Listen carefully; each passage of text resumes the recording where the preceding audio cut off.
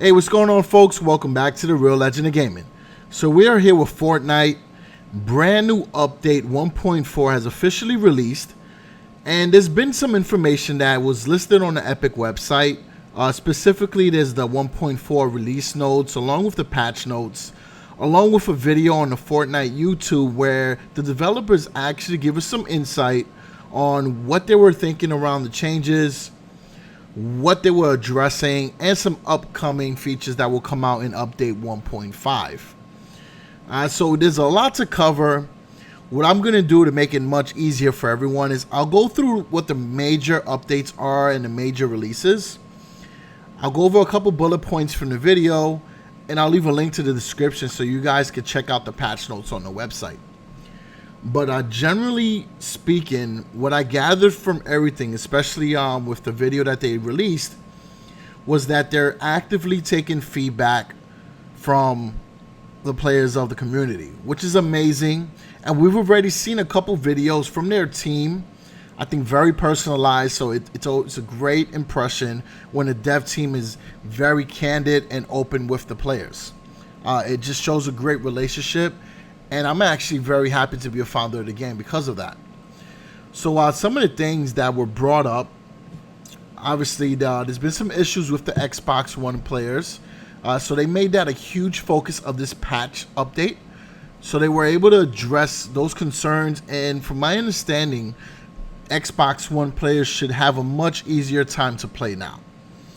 Now, another thing that I noticed myself when playing with my buddies is that the matchmaking party invite system was a little broken.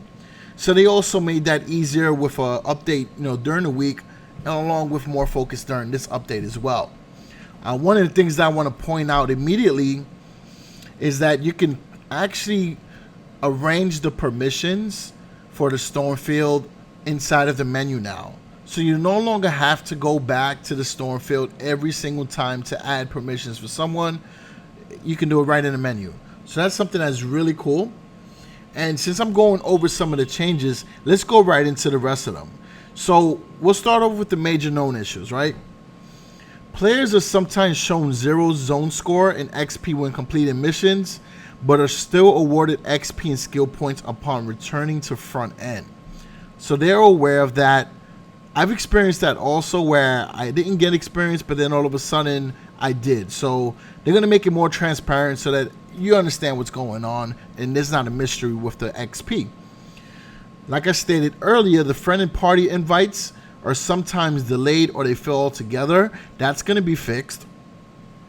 The purchasing the weapon transformation node, it does not unlock transforming in the armory. They're aware of that as well. The global chat shows a joining general chat message to players who have communication blocked. I don't have much experience with that, but I know that's obviously something that people have brought up.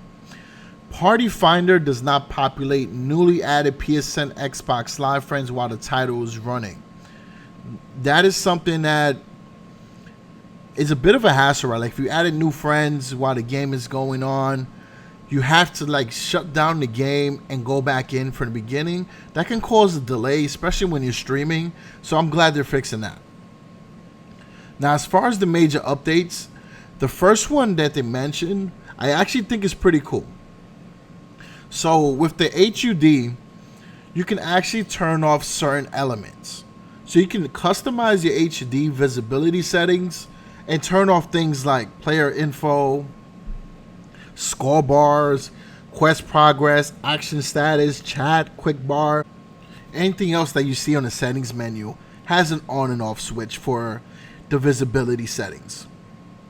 Another thing too is items are no longer marked by default for recycle when entering recycle mode, making it more difficult to unintentionally recycle the wrong item. Thank you for fixing that. I know a few times I've almost made that mistake myself. So this is a nice one here. Now there's also an option.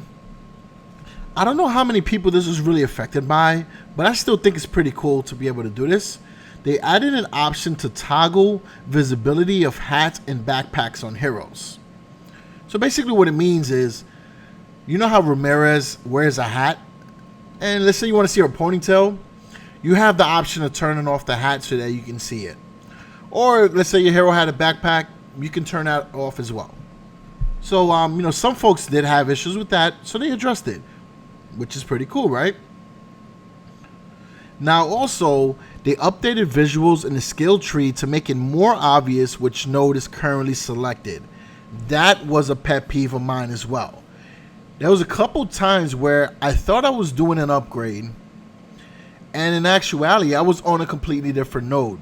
So this is good. It makes it a lot more clear to read, and it saves you a little bit of time, because sometimes you can like navigate through that tree and not actually be on the node that you want to select. So this is cool.